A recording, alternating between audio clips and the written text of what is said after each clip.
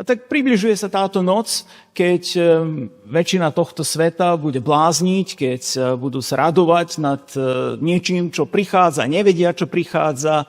A my rozumieme, že toto je celkom pohanský prístup k veci, že sa títo ľudia radujú z niečoho, nevedia ani čo, ale hlavne menia sa čísla, tak je to nádej na niečo lepšie, niečo nové. Vo väčšine prípadov je to neopodstatnená nádej a radosť. Sú to pohanské korene, vidíme jasne, že sa menia čísla, menia sa veci, ale nič to nemá biblický, by sme povedali, pohľad. Aký je biblický nový rok?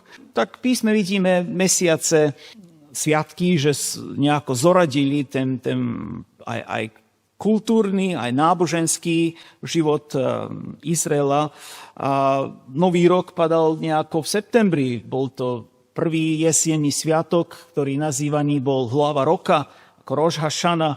A tento hovoril o dôstojnosti a nie o bláznovstve. Na tento nový rok sa netancovalo, neradovalo, že prichádza niečo, ale sa vedelo, čo je začiatok tohoto. A toto bol začiatok zvažovania Božej dobroty. Zvažovali sa všetky dojmy z minulých oblastí, ale približoval sa, alebo začínal sa deň zvažovania aj Božieho súdu, vyrovnávania vzťahov, ktoré vyvrcholilo na sviatok Jom Kipur a potom posledný sviatok stánkov. Sa pozeralo aj do budúcich dní a je to taký prorocký pohľad aj na večné stánky, do ktorých Boh zvedie všetkých ľudí. Svet dnes vám povie, že radosť je len hriechu. Ak chceš sa radovať, musíme to trošku zasládiť s hriechom. Musíme tam trošku dať nejaké nečestné veci, nejaké trošku nemravnosti, trošku alkoholu, trošku nejakých iných vecí, aby sme sa mali nad čím radovať. A čo nám písmo hovorí o radosti?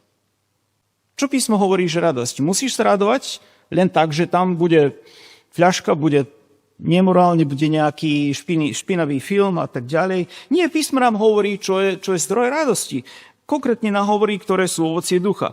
Láska, radosť, pokoj a tak ďalej napočítuje. Je možné mať radosť z takých dobrých vecí? Je možné mať radosť z týchto dobrých, pozitívnych? Je možné mať radosť z dobrých rozhovorov, kde sa rozhovor privedie k dobrému záveru, k dobrému koncu? Určite, že. Je možné mať radosť z nejakých dobrých úvah z písma? Absolútne. Ak nemáme z tohto radosť, spýtujme sa, otvorme svoje srdce pred Pánom a rozmýšľajme nad tým, či všetko v tom srdci je v poriadku. Keď nemôže mať radosť z týchto dobrých vecí.